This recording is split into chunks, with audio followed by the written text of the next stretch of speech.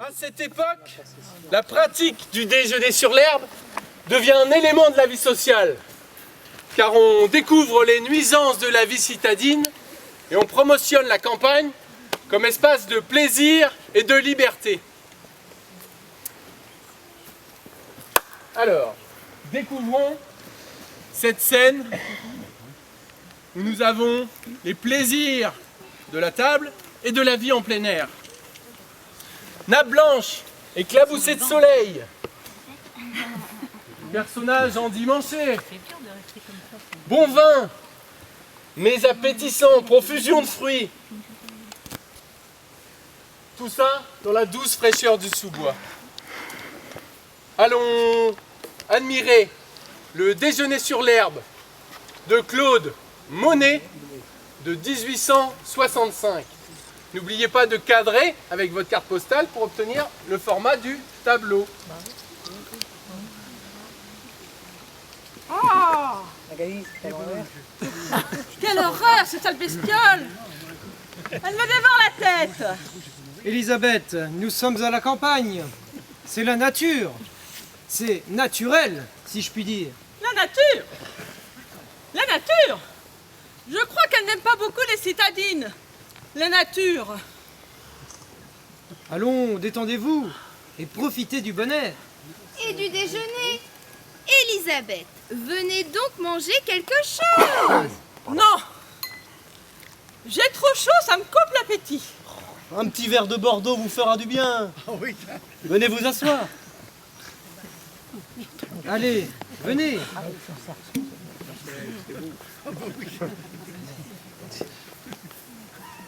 Alors, petit, petit de service.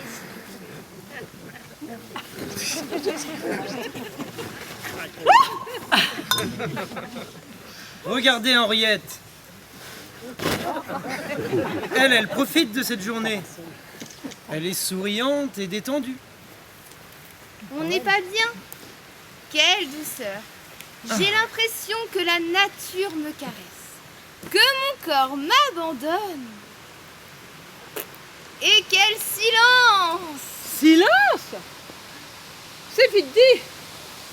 Moi, c'est ces oiseaux qui piaillent, ces mouches qui bourdonnent, ces criquets qui crissent, ça me tape sur les nerfs. Oh, mais c'est quand même plus agréable que le grincement des roues des hippomobiles ou le claquement des sabots sur le pavé de Paris, quand même. Allez, trinquons à ce beau dimanche au bord de l'eau. Oublions Paris et son agitation.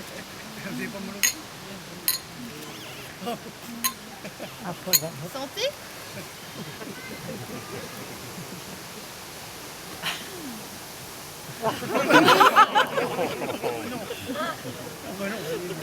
C'était bien bon, hein? C'est vraiment inconfortable d'être assise ainsi. Je ne sais comment m'installer. Une table et des chaises, c'est quand même mieux pour déguster un bon repas. Manger en se contorsionnant, quelle horreur! Oh, regardez! Une yole avec ce canotier et sa belle qui passe sur la rivière. Ça c'est chouette. Comme ça doit être plaisant de glisser sur l'eau au rythme du clapotis des avirons, de raser les berges verdoyantes, la main plongée dans l'eau fraîche dont la caresse fait frissonner, de se laisser remporter par le courant et les muscles puissants d'un jeune et joli canotier. Mais ma chère Henriette, vous vous enflammez? Est-ce le vin ou la tiédeur de l'air qui vous émoustille ainsi? Non, pas du tout. Mais simplement l'envie de profiter des plaisirs de la nature, de sa beauté, le chatoiement de l'ombre et de la lumière, le miroitement de l'eau, la tendre caresse du vent, le sentiment d'être libre, l'âme et le corps libérés du train-train de la vie quotidienne, se sentir légère comme un duvet, virevoltant dans les airs.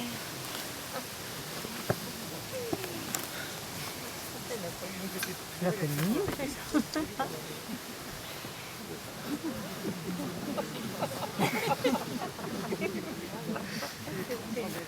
Elisabeth, cessez, voyons. Moi, je trouve qu'Henriette a raison. Il n'y a pas de mal à se faire du bien. Comme on dit, à se libérer des convenances. C'est comme ces femmes qui osent se baigner avec les hommes au bain de la Grenouillère, à Croissy-sur-Seine. Mais vous êtes devenu fou! Mais oui, qu'il doit être agréable de s'ébattre dans l'eau, le corps et l'esprit libérés. Vous êtes allé à la Grenouillère! Non, Dans cet endroit malfamé où se précipite tous les dimanches la moisissure parisienne des voyeurs pervers. Mais c'est un lieu de débauche, c'est un scandale! mais non, voyons. J'ai juste lu un reportage dans la Gazette, pas inintéressant d'ailleurs. Ça ne m'étonne pas de vous! Oh, Toujours à lorgner les femmes! Ma chère Elisabeth, Henriette et moi y sommes allés. Ouais, par curiosité, bien sûr. J'avoue que l'idée d'observer des naïades s'ébrouant dans l'eau, ça m'excitait légèrement. Évidemment, nous ne nous sommes pas baignés. Oh, par contre, nous avons dégusté une bonne friture et une bonne bouteille de vin. Et tout ça en observant la foule, colorée, bruyante, extravagante. Et puis, emportés par le tourbillon de la fête, nous avons chanté et dansé, nous aussi. Polka et mazurka.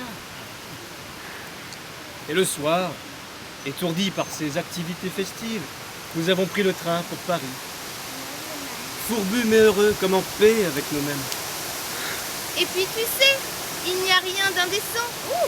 C'est même plutôt réjouissant de voir tous ces gens joyeux, le temps d'un beau dimanche, et qui chantent, et qui dansent, et qui rigolent, et qui se baignent sans contrainte. Mais pas tout nu, comme tu l'imagines. D'ailleurs, le conseil municipal a pris un arrêté imposant le port d'un costume de bain. Mais mon Dieu! Cyprien! Oh. Pourquoi m'avez-vous amené à cette partie de campagne? mais voyons, Je ne puis supporter plus longtemps ces propos de jouisseurs. très cher. Cela va se terminer comme dans l'obscène tableau de Manet, Le déjeuner sur l'herbe, où une femme nue est assise entre deux hommes habillés. Mais non, D'ailleurs, je déteste la nature, car elle réveille en nous les plus vils instincts et nous ramène à la vie sauvage. Cyprien, partons, je n'en puis plus.